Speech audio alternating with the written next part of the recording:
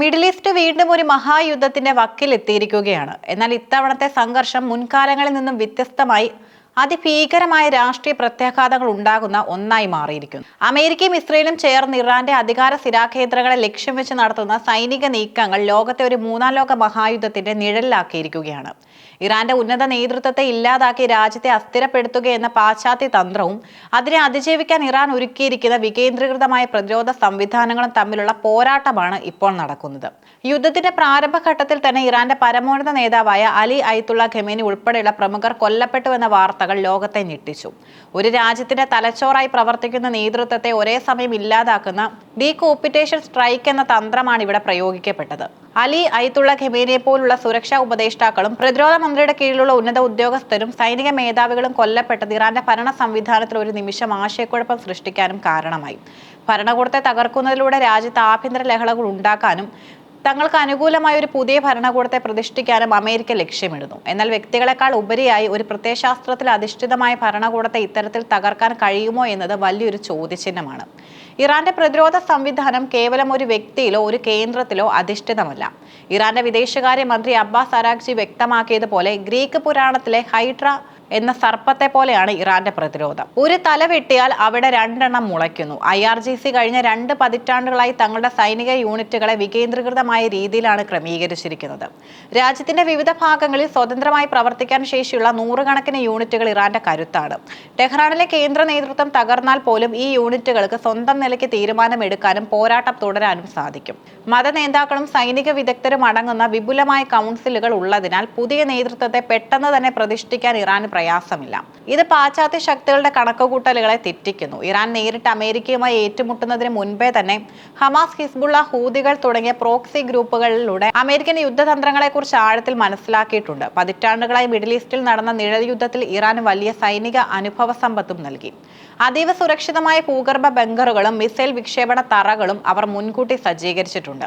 ഇറാന്റെ പ്രതിരോധം കേവലം അതിർത്തികളിൽ ഒതുങ്ങുന്നില്ല, മറിച്ച് സമുദ്രങ്ങളിലും ആകാശത്തിലും സൈബർ ലോകത്തും അത് വ്യാപിച്ചു കിടക്കുന്നു. യുദ്ധം ഇറാനിൽ മാത്രം ഒതുങ്ങി നിൽക്കില്ല എന്നതാണ് വലിയ ആശങ്ക. സൗദി അറേബ്യ, UAE തുടങ്ങിയ ഗൾഫ് കോർപ്പറേഷൻ കൗൺസിൽ രാജ്യങ്ങളെ ഈ യുദ്ധം നേരിട്ട് ബാധിക്കും. ഗൾഫ് രാജ്യങ്ങൾ തങ്ങളുടെ കുടിവെള്ളത്തിനായി പൂർണ്ണമായും കടൽജല ശുദ്ധീകരണ പ്ലാന്റുകളാണ് ആശ്രയിക്കുന്നത്. ഇറാൻ മിസൈലുകൾ ഈ പ്ലാന്റുകളെ ലക്ഷ്യം വെച്ചാൽ ദിവസങ്ങൾക്കുള്ളിൽ ഗൾഫ് രാജ്യങ്ങൾ വൻ പ്രതിസന്ധിയിലാകും. ഇറക്കുമതി ചെയ്യുന്ന ഭക്ഷണത്തെ ആശ്രയിച്ചു കഴിയുന്ന ഈ രാജ്യങ്ങളിലേക്കുള്ള കപ്പൽ പാതകൾ തടസ്സപ്പെട്ടാൽ പട്ടിണിയും വിലക്കയറ്റവും രൂക്ഷമാകും. ഈ രാജ്യങ്ങളുടെ തന്ത്രപ്രധാനമായ എണ്ണപ്പാടങ്ങളും ഊർജ്ജ കേന്ദ്രങ്ങളും തകർക്കപ്പെട്ടാൽ ലോകത്തെ മൊത്തം ഇന്ധന വിതരണം താറുമാറാകും. എണ്ണവില കുതിച്ചുയരുന്നത് ഇന്ത്യ ഉൾപ്പെടെയുള്ള ഇറക്കുമതി രാജ്യങ്ങളെ സാമ്പത്തിക തകർച്ചയിലേക്കും നയിക്കും. ഈ സംഘർഷം അമേരിക്ക എങ്ങനെ ബാധിക്കും എന്നത് വളരെ പ്രധാനമാണ്. അമേരിക്കൻ സമ്പദ് വ്യവസ്ഥയിൽ ഗൾഫ് രാജ്യങ്ങൾക്കുള്ള നിക്ഷേപവും ഭീമമാണ്. ആർട്ടിഫിഷ്യൽ ഇന്റലിജൻസ്, സിലിക്കൺ വാലിയിലെ ടെക് കമ്പനികൾ, വലിയ ഇൻഫ്രാസ്ട്രക്ചർ പ്രൊജക്ടുകൾ എന്നിവയിലെല്ലാം മിഡിൽ ഈസ്റ്റിലെ പണം നിക്ഷേപിക്കപ്പെട്ടിട്ടുണ്ട്. യുദ്ധം കാരണം ഈ രാജ്യങ്ങൾ സാമ്പത്തികമായി തകർന്നാൽ അമേരിക്കൻ ഓഹരി വിപണിയിൽ വൻ ഇടിവുണ്ടാകും. കൂടാതെ പെട്രോ ഡോളർ സംവിധാനം ഭീഷണിയിലാകുന്നത് അമേരിക്കൻ ഡോളറിന്റെ ആഗോള ആധിപത്യം തകർക്കും. ഡോളറിന് പകരമായി മറ്റു കറൻസികളിൽ എണ്ണ വ്യാപാരം നടക്കാൻ തുടങ്ങിയാൽ അമേരിക്കൻ സാമ്പത്തിക വ്യവസ്ഥയുടെ നട്ടെല്ലൊടിയും. കുറഞ്ഞ പലിശ നിരക്കിൽ വായ്പയെടുക്കാനുള്ള അമേരിക്കയുടെ ശേഷി കുറയുന്നത് അവരുടെ ആഭ്യന്തര വളർച്ചയെയും ബാധിക്കും. ഇറാൻ അമേരിക്ക സംഘർഷം കേവലം മിഡിൽ ഈസ്റ്റിന്റെ ഭൂപടം മാത്രമല്ല, ലോകത്തിന്റെ അധികാര സമവാക്യങ്ങളെയും മാറ്റാൻ പോകുകയാണ്. റഷ്യയും ചൈനയും ഈ സംഘർഷത്തിൽ എന്ത് നിലപാട് സ്വീകരിക്കുന്നു എന്നതും നിർണായകമാണ്.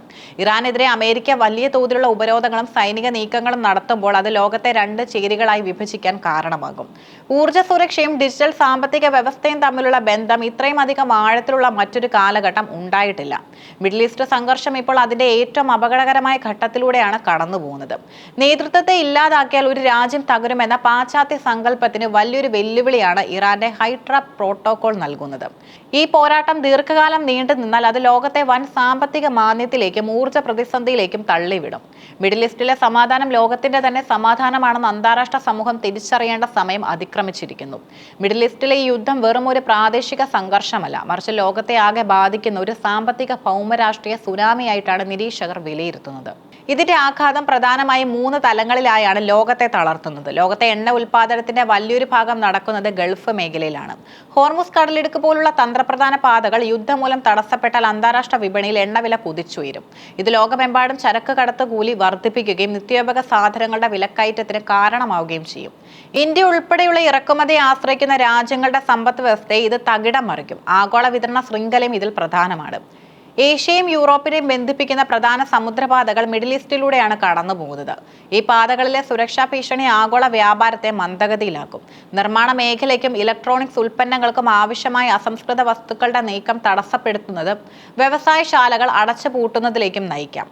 സാമ്പത്തിക വിപണിയും ഇതിൽ പ്രധാനമാണ്. ആധുനിക സാങ്കേതിക വിദ്യകളിലും AI മേഖലയിലും ഗൾഫ് രാജ്യങ്ങൾക്കുള്ള നിക്ഷേപം അമേരിക്കൻ യൂറോപ്യൻ വിപണികളെ താങ്ങി നിർത്തുന്ന ഒന്നാണ്. യുദ്ധം ഈ രാജ്യങ്ങളുടെ സാമ്പത്തിക അടിത്തറ തകർത്താൽ ആഗോള ഓഹരി വിപണികളിൽ വൻ തകർച്ചയുണ്ടാകും. ചുരുക്കത്തിൽ മിഡിൽ ഈസ്റ്റിലെ ഓരോ വെടിയൊച്ചയും ലോകത്തിന്റെ ദൂരദിക്കുകളിലേക്കുള്ള സാധാരണക്കാരന്റെ അടുക്കളയും പോക്കറ്റിനെയും ബാധിക്കുമെന്നത് ഉറപ്പാണ്.